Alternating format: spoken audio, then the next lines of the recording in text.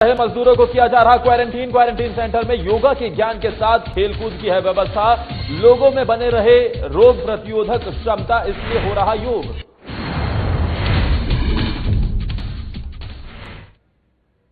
प्रधानमंत्री नरेंद्र मोदी ने कोरोना संकट के बीच अर्थव्यवस्था को रफ्तार देने के लिए 20 लाख करोड़ रुपए के पैकेज का कल रात ऐलान किया था और ऐसे में वित्त मंत्री निर्मला सीतारमण की प्रेस कॉन्फ्रेंस चल रही है। आर्थिक पैकेज से जुड़े उन्होंने विस्तृत जानकारी दी है, जहां 20 लाख करोड़ रुपए के पैकेज में से 3 लाख करोड़ एमएसएमई को जाएंगे। साथ ही यह भी बताया गया है कि यह 45 लाख यूनिट है जिसको सीधा फायदा मिलेगा और बिना गारंटी के लोन भी मिलेगा, क्योंकि प्रधानमंत्री मोदी ने आत्मनिर्भर भारत का जो स्लोगन दिया था कि अब हमें आत्मनिर्भर भारत की तरफ बढ़ना है, उसी को देखते हुए कई कदम उठाए गए हैं। यह भी कहा गया है इसकी समय सीमा 4 साल की होगी, 12 महीने की छूट मिलेगी और साथ ही जो लगातार अपडेट मिल रहे हैं बिजली कंपनियों के लिए भी एक राहत भरी खबर है। बिजली कंपनियों को भी राहत देते हुए अभी जो ऐलान किया गया है कि लगभग 90,000 करोड़ उन्हें भी दिए जाएंगे, उनकी भी मदद होगी। यानी हर वर्ग को कैसे कनेक्ट किया जाए, क्योंकि मजदूर, श्रमिकों, किसानों के लिए भी इस पैकेज से हमें कुछ देखने को मिल सकता है।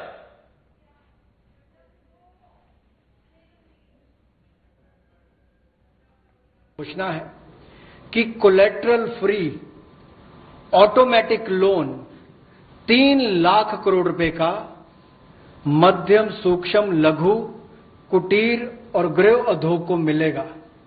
इसमें किसी को अपनी ओर से कोई गारंटी, कोई कोलेटरल देने की आवश्यकता नहीं है और इसका समय सीमा भी 4 वर्ष की होगी और पहले 12 महीने यानी कि पहला 1 वर्ष उनको प्रिंसिपल रीपेमेंट नहीं करना पड़ेगा, इनके मूलधन का चुकाना नहीं पड़ेगा, मूलधन को नहीं चुकाना पड़ेगा और 12 महीने की इस पे छूट रहेगी और 4 वर्ष के लिए उनको ऋण दिया जाएगा।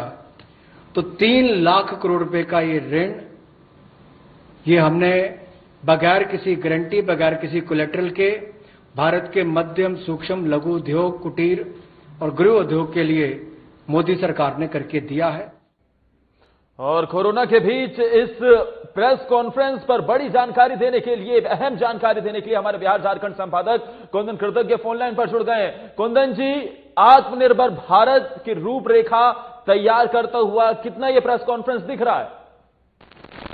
देखिए आदर्श, आज केंद्रीय वित्त मंत्री निर्मला सीतारमण और केंद्रीय वित्त राज्य मंत्री अनुराग ठाकुर, दोनों मंत्रियों ने संयुक्त रूप से जो प्रेस कॉन्फ्रेंस में एक खाका पेश करने की कोशिश की है और साथ ही यह भी स्पष्ट किया है कि आने वाले समय में प्रतिदिन वित्त मंत्री अपनी पूरी टीम के साथ प्रेस कॉन्फ्रेंस में आएंगी और अलग अलग हिस्सों में अलग अलग तरीके से इस 20 लाख करोड़ के राहत पैकेज की घोषणा करेंगी। और आज जो उनका फोकस था वह कहीं न कहीं MSME, micro small medium enterprises के लिए आज उन्होंने बहुत सारी घोषणाएं की हैं और साथ ही सबसे बड़ी घोषणा उन्होंने की है जो सैलरीड लोग हैं, जो वेतन युक्त कर्मचारी हैं देश में, जिनकी आय 15,000 रुपए से कम है, जिनकी सैलरी 15,000 रुपए से कम है, उनके खाते में 24% पीएफ की राशि भारत सरकार के द्वारा जमा की जाएगी। यानी पीएफ का अब जो भार आधा नियोक्ता के ऊपर और आधा कर्मचारी के ऊपर पड़ता था, अब वो पूरा का पूरा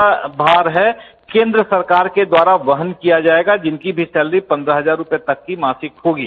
साथ ही वित्त मंत्री ने बहुत स्पष्ट रूप से कहा है कि कोरोना संकट का जो आज 51वां दिन है, इस 51 दिन के इस पूरे क्रियाकलाप के दौरान कई सेक्टरों में बहुत सारा नुकसान हुआ है। सबसे अधिक अगर किसी सेक्टर में नुकसान हुआ है तो वह है पर्यटन, टूरिज्म के क्षेत्र में लगभग 10 लाख करोड़ रुपए के नुकसान का आकलन वित्त मंत्रालय ने किया है।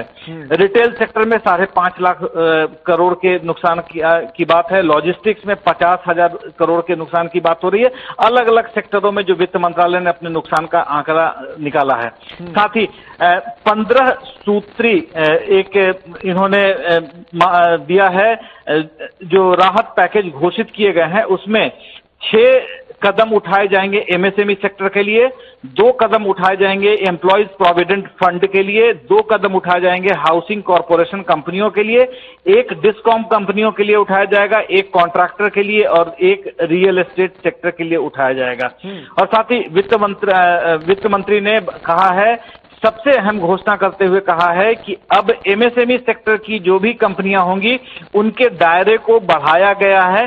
पहले यह दायरा 25 लाख रुपए तक माइक्रो कंपनियों के लिए हुआ करती थी, स्मॉल स्केल इंडस्ट्रीज के लिए अलग थी और मीडियम स्केल इंडस्ट्रीज के लिए अलग थी। वो पूरे दायरे को, इस पूरी परिभाषा को बदला गया है और साथ ही साथ अब कोलैटरल फ्री ऑटोमेटिक लोन इन्हें दिया जाएगा। एमएसएमई के तहत जितनी कंपनियां आएंगी आदर्श, उन्हें कोलैटरल फ्री, मतलब इसके लिए किसी तरीके की गारंटी देने की बात नहीं होगी।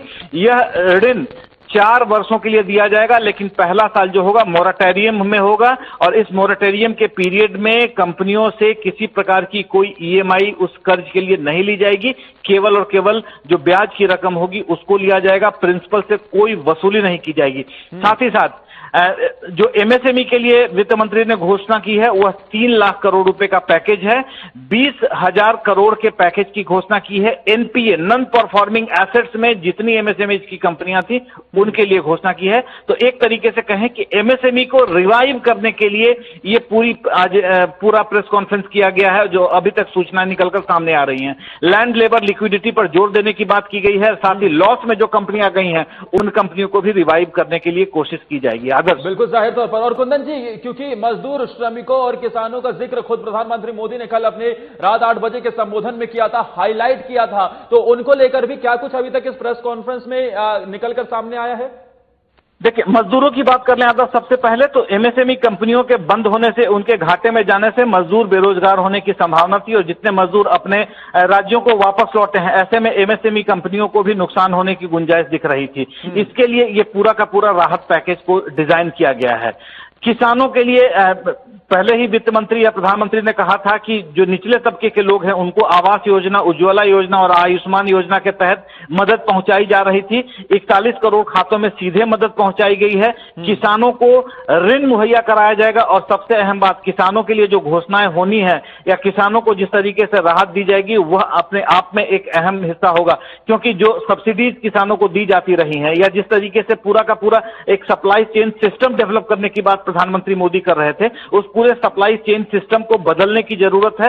और खास करके अगर कृषि के क्षेत्र में, जो कि प्राइमरी सेक्टर माना जाता है, सेकेंडरी सेक्टर में इन्होंने उत्पादन इंडस्ट्रीज को लेकर बात की है, टर्शियरी में सर्विसेज को लेकर बात की है, प्राइमरी सेक्टर में जो एग्रीकल्चरल कृषि क्षेत्र की बातें आती हैं, तो कृषि क्षेत्र में किसानों को लेकर बहुत सारे ऐसे फैसले लिए गए हैं जिन फैसलों से सीधा और सीधा किसानों को फायदा होने वाला है। और खास करके किसानों को सीधा बैंकों से उन्हें कृषि लोन दिया जाएगा और इस कृषि लोन पर एक समय सीमा तय की गई है, एक अपर लिमिट तय किया गया है।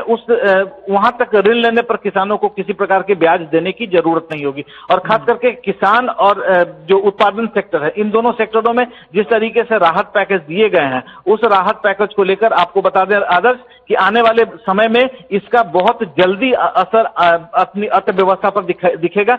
और आपको बता दें कि जापान के अलावा अभी तक विश्व में किसी भी देश ने कोरोना वायरस को लेकर जो आर्थिक संकट, आर्थिक मंदी का दौर शुरू हुआ है, इतने बड़े राहत पैकेज की घोषणा किसी ने नहीं की है। जाहिर तौर पर चीन से बड़ा ये राहत पैकेज है और कई बड़े देशों से भारत की जीडीपी का 10% हिस्सा इस राहत पैकेज में ऐलान किया गया है। 20 लाख करोड़ का ये राहत पैकेज। कुंदन जी, तमाम जानकारी देने के लिए आपका शुक्रिया। लेकिन इस बीच जो अपडेट मिल रहा है वो जल्दी से अपने दर्शकों को बता देते हैं कि कंस्ट्रक्शन कंपनियों को 6 महीने की राहत मिलेगी। कंपनियों कर्मचारियों को ईपीएफ में 10-10% पैसा देना होगा और साथ ही इससे जो फायदा होने वाला होगा, टीडीएस और टीसीएस दरों में 25% की कटौती। रेलवे, सड़क, हाईवे का काम कंपनियां जो कर रही हैं उन्हें भी राहत दिया जाएगा। एमएसएमई के साथ तमाम चीजों का जिक्र करते हुए वहां पर वित्त मंत्री निर्मला सीतारमण और साथ ही राज्य वित्त मंत्री अनुराग ठाकुर तमाम चीजों का जिक्र कर रहे हैं। प्रेस कॉन्फ्रेंस कर बता रहे हैं कि कैसे 20 लाख करोड़ के इस पैकेज को डिवाइड किया जाएगा, कैसे हम सभी चीजों को बांटेंगे और खास तौर पर लोकल का अगर वोकल बनना है तो उसके लिए एमएसएमई सेक्टर को बढ़ावा देना जरूरी है।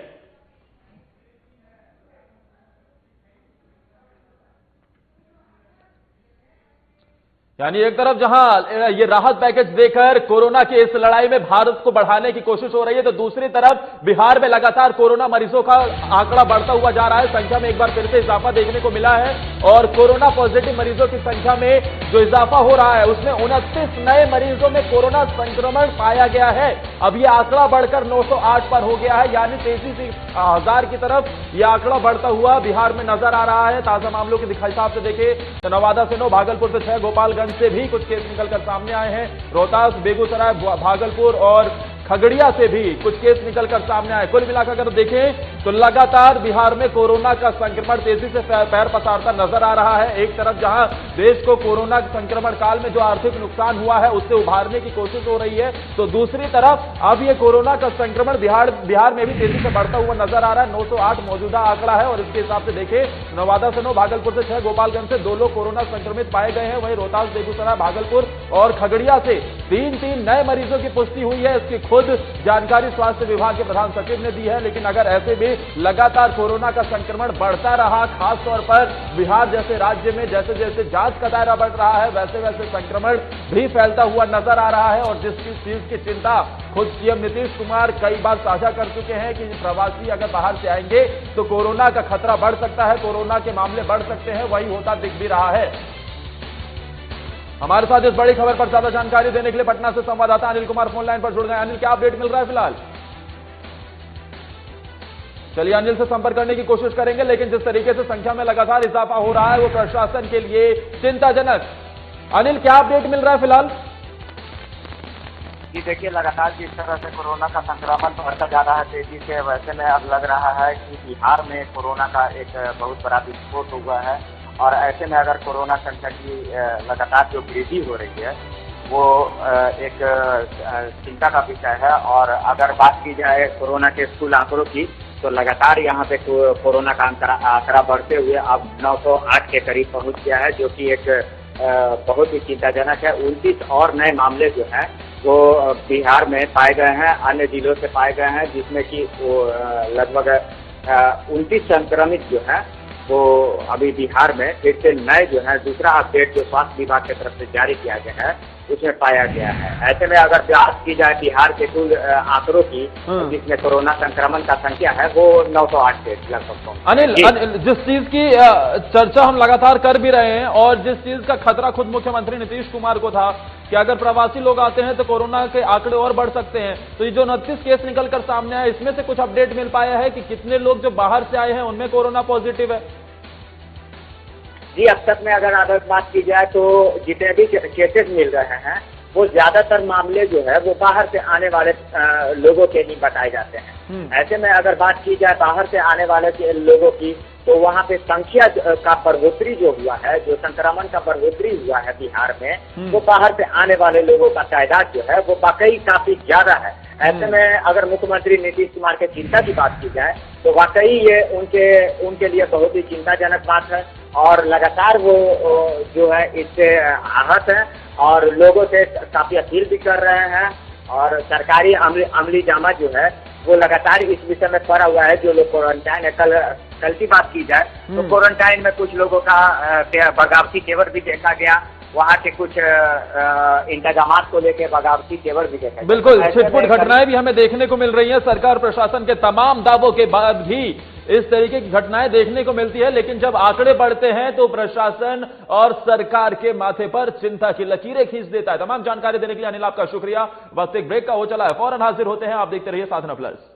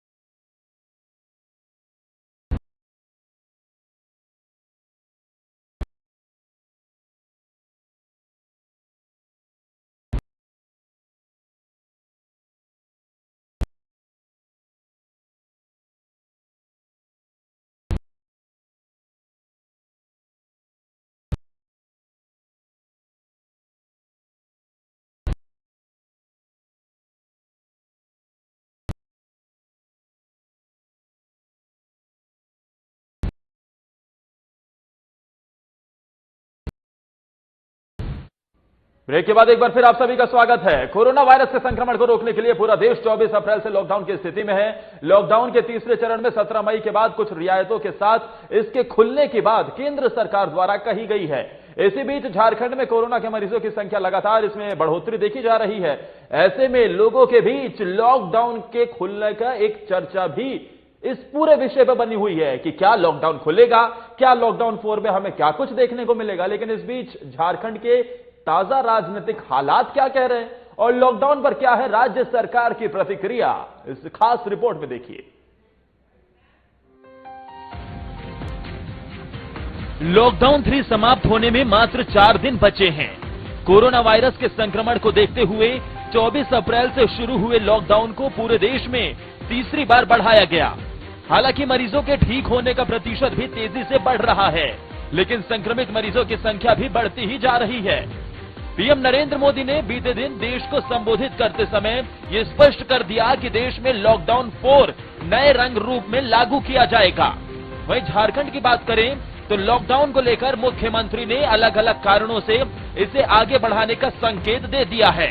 झारखंड सरकार के वित्त और खाद्य आपूर्ति मंत्री रामेश्वर उरांव ने कोरोना वायरस के फैलाव को देखते हुए लॉकडाउन को बढ़ाना ही एकमात्र विकल्प बताया। इसके साथ ही ग्रीन जोन में विशेष छूट देने की बात भी कही है। देखिए, केस बढ़ रहा है, जहाँ जहाँ बढ़ा है रेड जोन है, जहाँ मिले हैं उसको बढ़ाने की जरूरत है। लेकिन जहाँ नहीं मिले हैं आज के दिन में भी, उसको बंद करके क्या फायदा है। सबके साथ उन जिलों को भी बंद करने की कोई जरूरत नहीं है जो ग्रीन जोन के तहत आज के दिन में भी है। तो मेरा ख्याल है कि दोनों में बैलेंस होना चाहिए, है ना। रोजगार ठप हो गए हैं, कुछ भी नहीं है, तो रोजगार को भी ध्यान देना चाहिए। और व्यक्तिगत राय हमारी है कि उन जिलों को जहां जो ग्रीन क्षेत्र में पड़ते हैं उनको खोले जाने की आवश्यकता है। देश में लॉकडाउन से कई दिक्कतें तो हुई, लेकिन उसका फायदा भी नजर आया है। पूरे विश्व में जनसंख्या के हिसाब से तुलना करें तो भारत में संक्रमण की रफ्तार बहुत कम है और साथ ही मरीजों के स्वस्थ होने का आंकड़ा भी विश्व के बाकी देशों से काफी अच्छा है।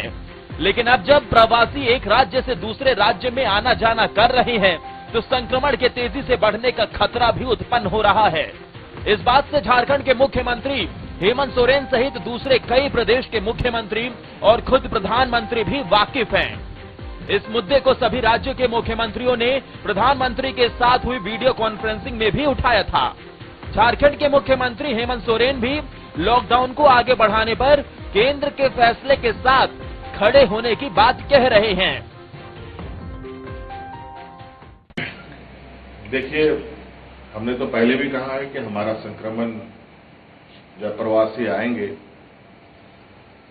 तब बढ़ेगा और आप देख रहे हैं कि प्रवासी भी आ रहे हैं, संक्रमण में भी थोड़ी गति दिख रही है और संक्रमण की स्थिति देखकर ही हम लोग राज्य स्तर पर निर्णय लेंगे। वैसे कई राज्यों ने और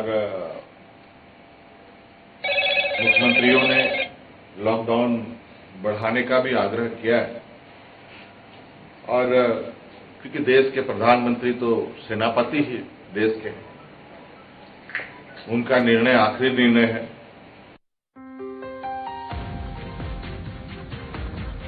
झारखंड के हालात को देखते हुए सरकार इस बात की वकालत कर रही है कि लॉकडाउन के जरिए ही कोरोना संक्रमण को रोका जा सकता है।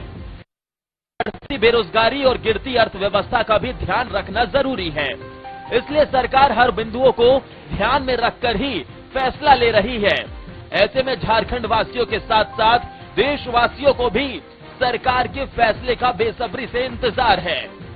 रांची से सहयोगी पंकज के साथ वरिष्ठ संवाददाता राजीव रंजन की रिपोर्ट। जाहिर तौर पर देखने वाली बात होगी कि आने वाले दिनों में हमें क्या कुछ देखने को मिल सकता है, क्या कुछ और छूट मिलेगी या फिर कैसे लॉकडाउन 4 की रूपरेखा होगी, ये देखने वाली बात होगी। वहीं भोजपुरी अभिनेता और गोरखपुर से बीजेपी सांसद रवि किशन ने प्रधानमंत्री नरेंद्र मोदी द्वारा घोषित 20 लाख करोड़ के आर्थिक पैकेज को एक अभूतपूर्व कदम बताया है। वहीं रवि किशन ने एक वीडियो जारी कर कहा है कि प्रधानमंत्री मोदी का कोरोना काल में घोषित इस आर्थिक पैकेज से देश के विकास को काफी गति मिलेगी। साथ ही कहा कि इस आर्थिक पैकेज से समाज के सभी तबके को लाभ मिलेगा। वहीं देश कोरोना महामारी से निपटने में काफी सक्षम भी होगा। श्रद्धेय प्रधानमंत्री जी, हमारे अद्भुत प्रधानमंत्री जी 8 बजे टीवी पे आए। पूरा देश इंतजार कर रहा था कि आज प्रधानमंत्री जी क्या कहेंगे जिस संकट की घड़ी में, जहां पर पूरा विश्व हार रहा है कोरोना से, हिंदुस्तान भी लड़ रहा है, लेकिन हमारे श्रद्धेय प्रधानमंत्री जी का अर्ली बोलते हैं ना, मैं उनको हमेशा कहता हूं कि उनका सिक्स्थ सेंस, उनकी दूरदृष्टि बहुत स्ट्रांग है और उन्होंने लॉकडाउन का जो सही वक्त पर इस देश को लॉकडाउन की तरफ ले गए और हिंदुस्तान लॉकडाउन में 130 करोड़ की जनता उनका साथ दी और हम लोग काफी हद तक विश्व के हिसाब से, अन्य देशों के हिसाब से हमारा देश कोरोना के मार से, उसकी चपेट से काफी हद तक बचा हुआ है। आप लोग बहुत अद्भुत साथ दे रहे हैं इस लॉकडाउन में, आप लोगों ने साथ दिया और देते रहेंगे क्योंकि आपको विश्वास है अपने प्रधानमंत्री जी।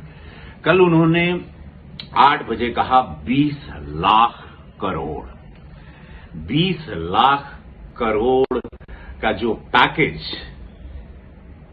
हमारे भारत को। देश में वैश्विक महामारी कोरोना का कहर जारी है, तो वहीं दूसरी ओर राज्यों से प्रवासी अपने घर भी लौट रहे हैं और सभी प्रवासियों को उनके प्रखंड मुख्यालय के क्वारंटीन सेंटर में क्वारंटीन किया जा रहा है। इस दौरान जिला प्रशासन ने एक अनोखी पहल की शुरुआत करते हुए क्वारंटीन सेंटर में रहने वाले लोगों को योगा का ज्ञान देने के साथ साथ उनके लिए खेल कूद की भी व्यवस्था की है, ताकि लोगों की रोग प्रतिरोधक क्षमता बनी रहे और वो कोरोना संक्रमण से लड़ सके। मौके पर डीएम सुब्रत कुमार सेन ने बताया कि सभी प्रखंडों के अधिकारियों को दिशा निर्देश दिया गया है कि वो अपने अपने क्षेत्रों के क्वारंटीन सेंटर में टेलीविजन, योगा और खेलकूद की व्यवस्था करें, ताकि क्वारंटीन में रह रहे लोगों के मनोरंजन के साथ साथ उनका स्वास्थ्य भी बेहतर बना रहे। वहीं क्वारंटीन के अवधि समाप्त होने के बाद सभी को उनके घर भेज दिया जाएगा। साथ ही कहा है कि प्रवासियों को स्किल सर्वे के आधार पर काम भी दिया जाएगा।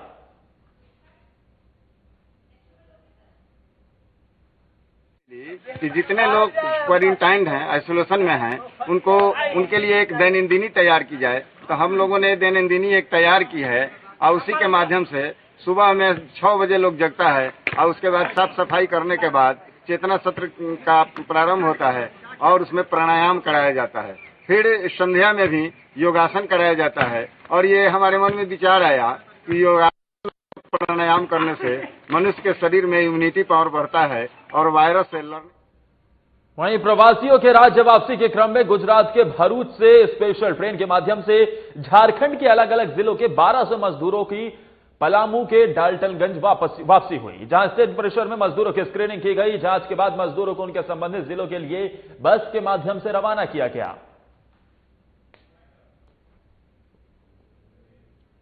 और इसी के साथ इस बुलेटिन में फिलहाल के लिए मेरे साथ इतना ही। आप देखते रहिए साधना प्लस।